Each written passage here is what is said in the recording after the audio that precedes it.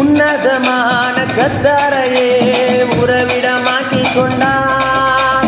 உன்னதமான கத்தரையே உறவிடமாக்கி கொண்டார். அடைக்கலமா ஆண்டவரை ஆதாயமாக்கி கொண்டார். அடைக்கலமா ஆண்டவரை ஆதாயமாக்கி கொண்டார்.